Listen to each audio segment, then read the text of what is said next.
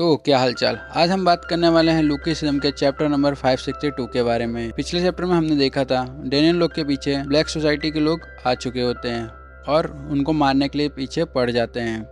तो आज के एपिसोड के स्टार्टिंग में हम देखते हैं डेनियल लोग छुपे होते हैं आंटी के रेस्टोरेंट के अंदर। तभी ब्लैक सोसाइटी के लोग गेट तोड़ के आंटी के रेस्टोरेंट पर आ जाते हैं और हर जगह तोड़ फोड़ करने लगते हैं। और वो लोग चिल्ला के कहते हैं, स्पीड बाहर आओ, जल्दी आओ, मुझे पता है सालों तुम लोग यहीं छुपे हो। वो लोग आंटी के रेस्टोरेंट को तोड़ रहे होते, तभी आंटी गुस्से से कहती, तुम लोग क्या लगा के रखे हो, यहाँ पर कोई स्पीड नहीं है, क्या कब से स्पीड लगा के रखे हो, मैंने कहा ना यहाँ पर कोई नहीं है, तुम लोग निकल जाओ हरामियों। इसी दौरान डेनियल और जंगनान नीचे छुपे होते हैं और डेनियल गुस्से से जंगनान से कहता है, क्या तू बस छुप कर देखने वाला है या फिर कुछ करेगा भी। जंगनान कहता है, तो तू क्या चाहता है, हम बाहर जाके उनसे लड़ाई करें।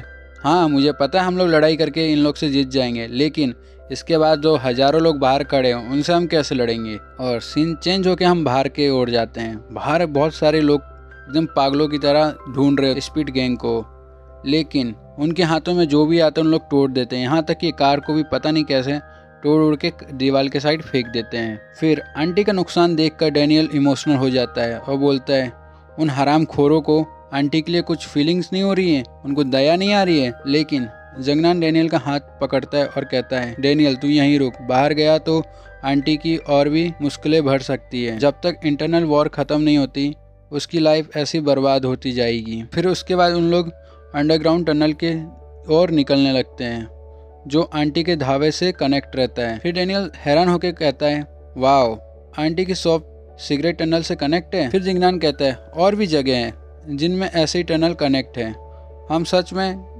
क्रांतिकारी लग रहे हैं।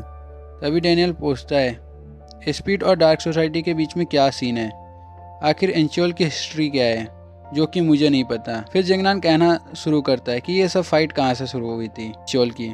वो बताता है कि स्पीड गैंग एक पहले एक ग्रुप हुआ करता था जहाँ पर वो लोग सेकेंड हैंड कार खरीदते थे और काम करते थे, जब तक डार्क सोसाइटी के नाम का चाइनीज गैंग इधर एंटर नहीं होता है। और ये गैंग बहुत खतरनाक होता है और वो लोग एंचुअल को कंट्रोल करना चाहते थे, खास करके सीपोर्ट एरिया को, क्योंकि वो लोग अपने इनलीगल काम इसी कोने से करना चाहते थे, ये एरिया से।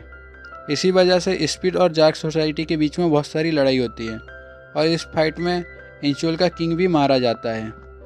इससे हमको पता चलता है एंचुअल का पहले ही एक किंग मर चुका है। डेनियल को चाइना टाउन दिखाता है जो पहले फ्रेंडली था स्पीड के साथ, लेकिन अब डार्क सोसाइटी के वजह से ज़मीन ले ली गई।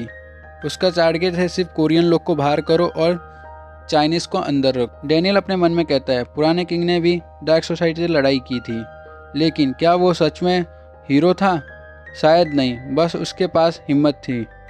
फिर डेनियल पूछता है, पुराना किंग की एक बेटी भी थी ना, वो कौन है और वो कहाँ है। तभी योवोला बोलती है, मैं भी यही सोच रही हूँ, क्या वो लड़की कौन है। डेनियल पॉइंट करता है। फिर जंगनान कहता है, उस इंसान का यहाँ आना हो गया है। और फिर एंट्री होती है योसियोन की, जो कि सेकंड किंग होता है एंचुअल का। डेनियल उसे पहली बार देखता है। योवाला उसे मारने लग जाती है, लेकिन एक बंदा उसे रोकता है। वे सिचुएशन थोड़ी बिगड़ गई है। फिर एंट्री होती है डार्क सोसाइटी के नंबर 2 और नंबर 3 मेंबर की, मुकबंग और जावान। साथ ही देखते हैं 100 स्क्वाड के लीडर को, ताहुजू, योंगरोंग और चियोन बैक को। और फिर आते हैं 1000 स्क्वाड के लीडर। जिंगनान के लोग कहते हैं, बॉस अब क्या करें। जंगनान कहता है, उसका नंबर एक्सपेक्टेड से ज़्यादा है, फिलहाल बेस में चलते हैं अपने लोग। ये लोग एक अंडरग्राउंड शॉपिंग मॉल में जाते हैं। होते हुए जाते हैं। जैसे ही बेस में पहुंचते हैं डेनियल सरप्राइज होता है और कहीं ना कहीं इम्प्रेस भी होता है और बोलता है, पर वो अभी भी स्पीड के साथ अलायंस बनाने के लिए इनकार कर रहा होता है। जंगनान के लोग पूछते हैं, ये कौन है जो तू उठा के लाया है। डेनियल कहता है, इसका नाम भी डेनियल पार्क है और ये एलाइट का हेड है, और ये अनकॉन्शियस इसलिए क्योंकि हम दोनों को नार्कोपेसी है। पता नहीं भाई, मेरे को नाम से नहीं हो रहा, मैं स्पेलिंग लिख देता हूँ। और इस बीमारी का मतलब ये होता है कि उन लोग चलते चलते कभी भी सो जाते हैं। फिर डेनियल बोलता है, तुम्हारे ग्रुप में सिर्फ 6 लोग हैं। जिंगनान कहता है हाँ, डार्क सोसाइटी के साथ फाइट करते करते हमारे कुछ लोग उनके साथ भी मिक्स हो गए और बहुत लोग जा भी चुके हैं। फिर डेनियल अपने मन में सोचता है मुझे बहुत सारे लोग चाहिए। योंगो सुअल सही है हमारे ग्रुप के लिए, अलायंस के लिए। डेनियल जिंगनान से कहता है तुम यूजियो सियोन से नहीं जीत सकते तो फिर फाइट क्यों कर रहे हो। जिंगनान कहता है मुझे भी ये सब नहीं चाहिए, लेकिन जब तक लोग तुमसे उम्मीद रखें तो भागना।